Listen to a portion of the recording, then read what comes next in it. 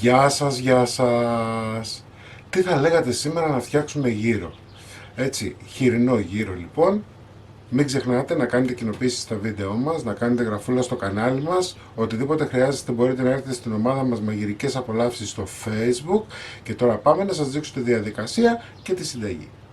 Λοιπόν, έχω πάρει δύο κομμάτια κρέας, τα οποία δεν έχουν κόκαλο.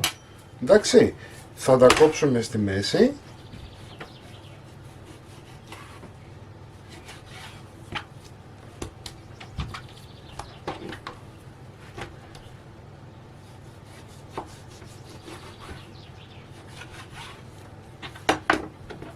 Και για να μπορέσουμε να τα κόψουμε σε ψηλά κομμάτια θα πρέπει να τα βάλουμε να τα ψήσουμε λιγάκι.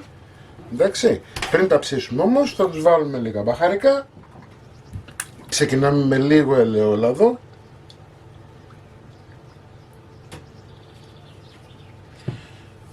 Ένα μασαζάκι.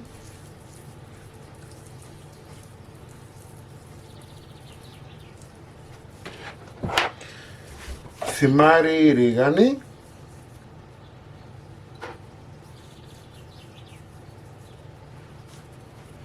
Αλάτι.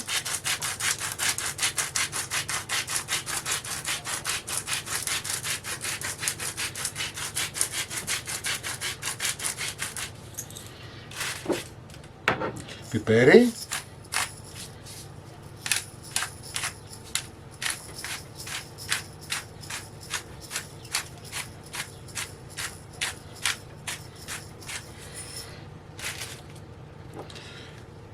Πάμπρικα, αν έχετε καπνιστεί ακόμα καλύτερα, ή γλυκιά.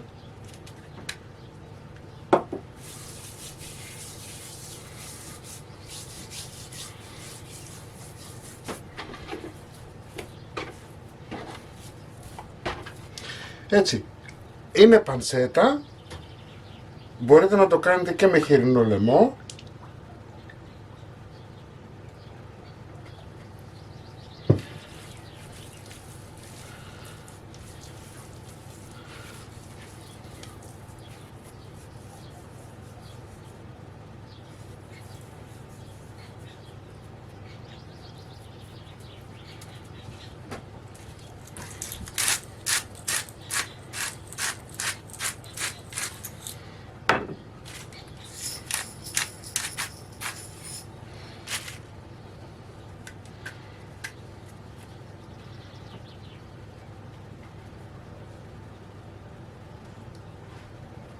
Η παμπρίκα που βάζω είναι γλυκιά, οπότε και να πέσει και λίγο παραπάνω δεν μας πειράζει.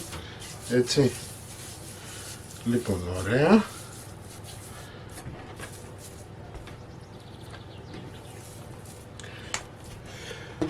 Θα πάρουμε τη σκάρα του φούρνου. Θα βάλουμε το κρέας.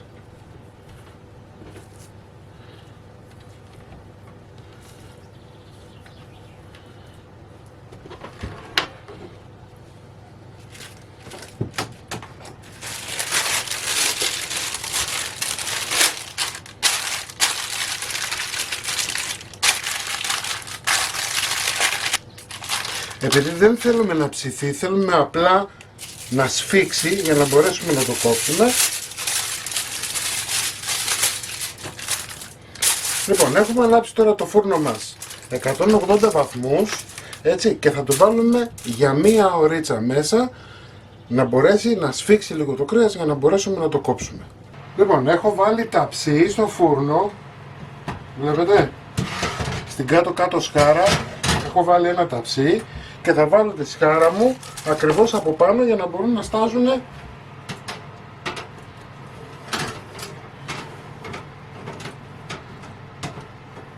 τα ζουμιά.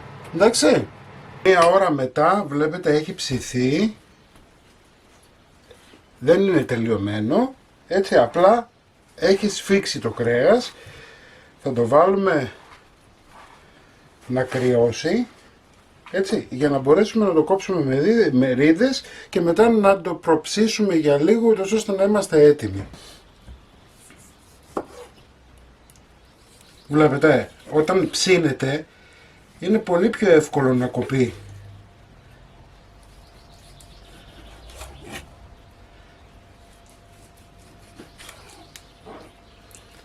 Το βάζουμε σε ταψί.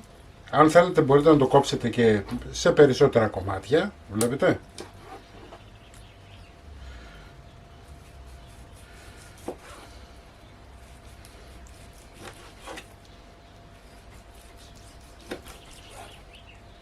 Το μόνο που θα χρειαστείτε είναι ένα καλό μαχαίρι.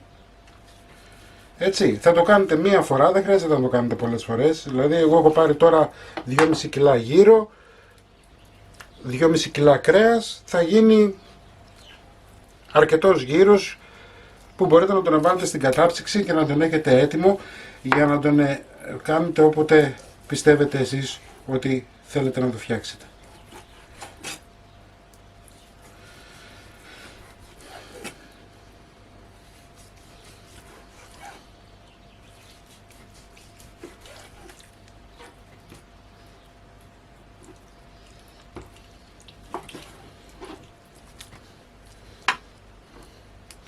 Λοιπόν, θα συνεχίσω εγώ τώρα.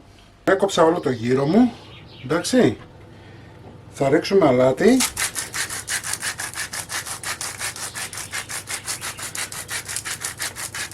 Μην το παρακάνετε με το αλάτι, δεν υπάρχει λόγος, γιατί όταν θα τον φτιάξετε σίγουρα θα βάλετε κι άλλο.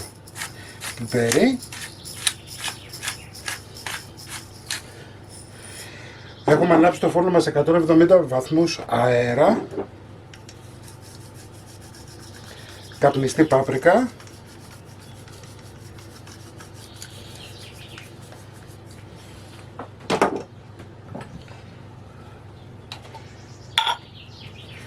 Ρίγανη ή θυμάρι. Θα ανακατέψουμε λιγάκι. Βλέπετε είναι πολύ ο γύρος, έτσι. Δηλαδή η διαδικασία την κάνεις μία φορά, αλλά είναι αρκετός ο γύρος και θα φτάσει τουλάχιστον για μια οικογένεια για 5-6 φορές. Εντάξει. Λοιπόν, εφόσον λοιπόν κάναμε τώρα το μασαζάκι μας, όπως σας είπα θα τον βάλουμε στο φούρνο και θα κάνουμε γυρισματάκια. Δηλαδή αυτό το πράγμα που έκανα εγώ τώρα θα το κάνετε με μία πύρουνα, με κάτι, μέχρι να μπορέσει να ψηθεί ο γύρος όλος, να γίνει ομοιόμορφος.